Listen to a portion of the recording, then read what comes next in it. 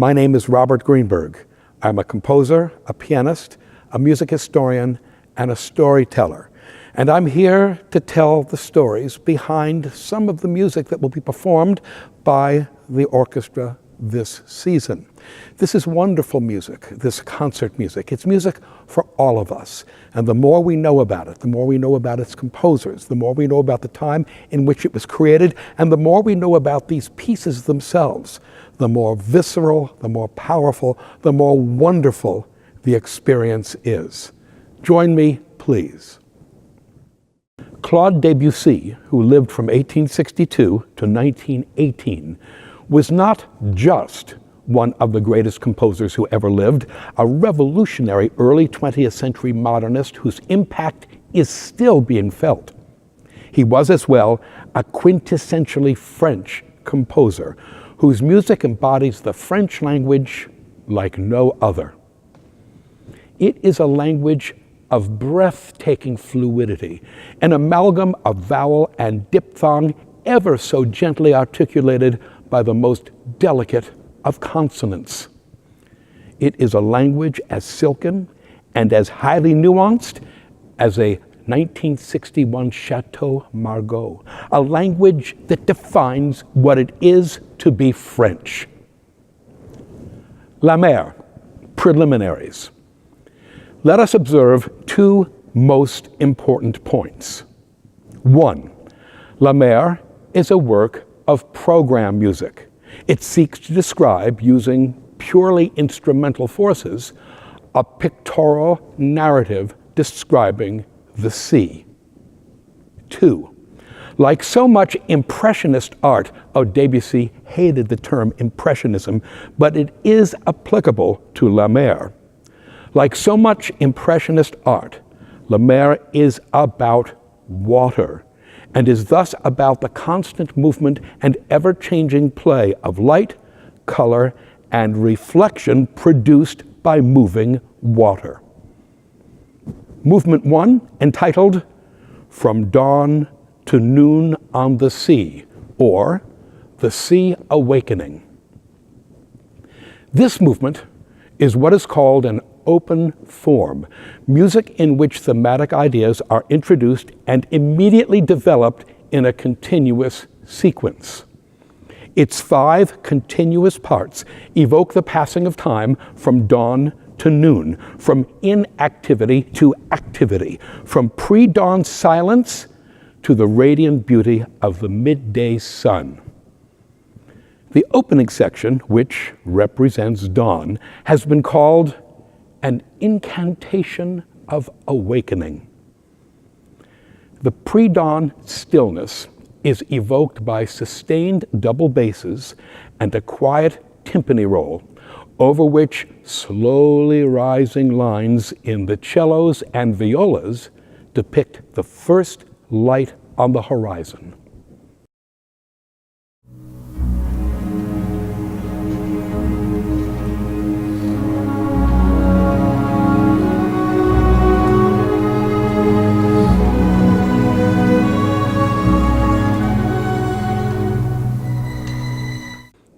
The 5th, final, and climactic section of this first movement, towards which everything has been building since the beginning, is magnificent, as the sun cuts through the fog to reveal the awesome immensity of the sea at midday.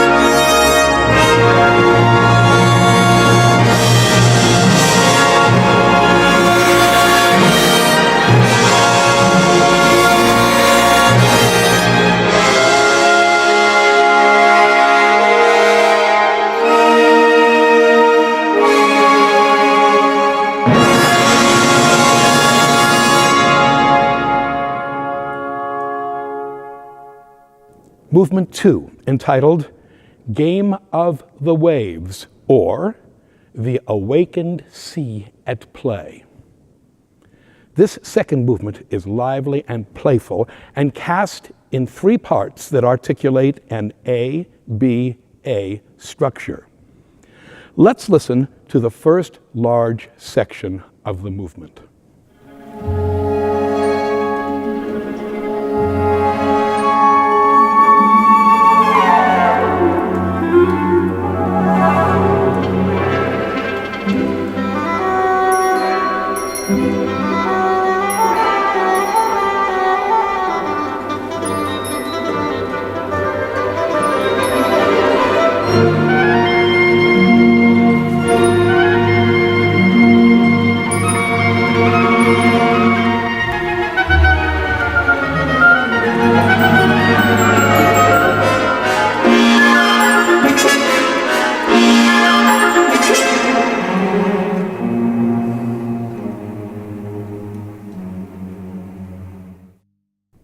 Now, what did we just hear? We heard a harmonic environment in which the key changes so rapidly and unexpectedly 5 times during that brief excerpt that we feel no sense of harmonic stability or gravity. Instead, everything's just slip-sliding around like water. We were submerged in a motive-rich environment in which melodic ideas and textures come and go and overlap so quickly that no single idea has a chance to stick to our ears. The effect is one of a fragmented, ever-shifting melodic and timbral surface in which everything is happening moment to moment with no reference to the past or anticipation of the future. These rapidly shifting melodic, harmonic, and coloristic elements are a metaphor for the rapidly shifting play of light on the surface of the ocean's waves. Having said that, the exquisite subtlety of Debussy's evocation of this play of the waves sets this music apart from pretty much any other water music in the repertoire. Movement 3, entitled Dialogue of the Wind and the Sea, or The Wild Sea. This final movement presents the sea unleashed as a metaphor for things cosmic.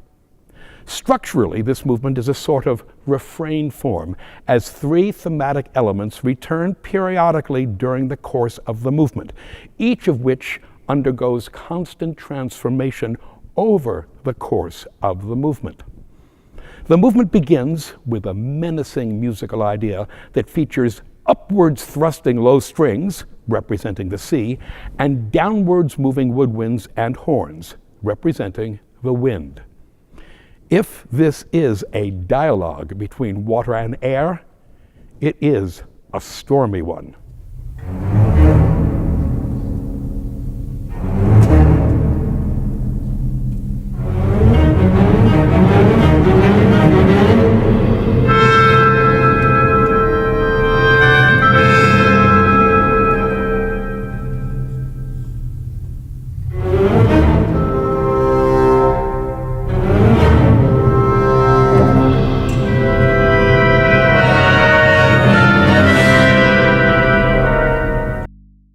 The second thematic entity is the principal thematic melody of the movement and begins about 1.5 minutes into the movement.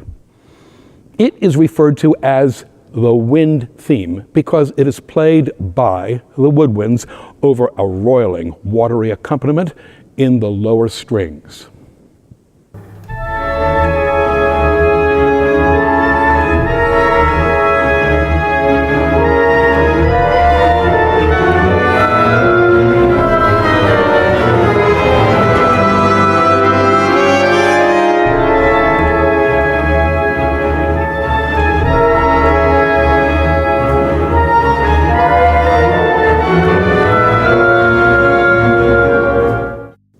The third thematic entity is a gentle hymn, and it offers a bit of calm from the otherwise stormy nature of the other themes. Here's the hymn at its first appearance, about 3.5 minutes into the movement.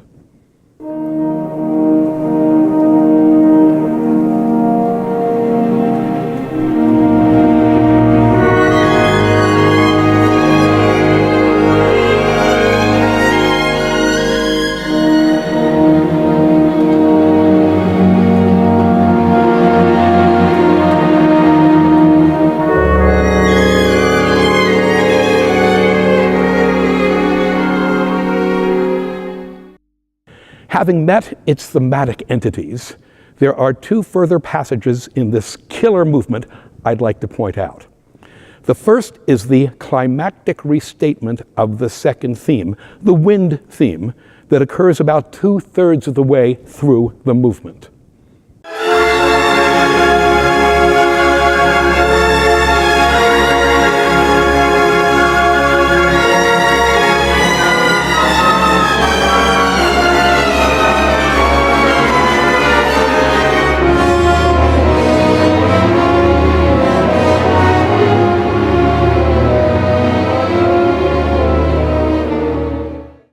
Finally, let's listen to the conclusion of the movement, during which the three thematic entities are now heard simultaneously.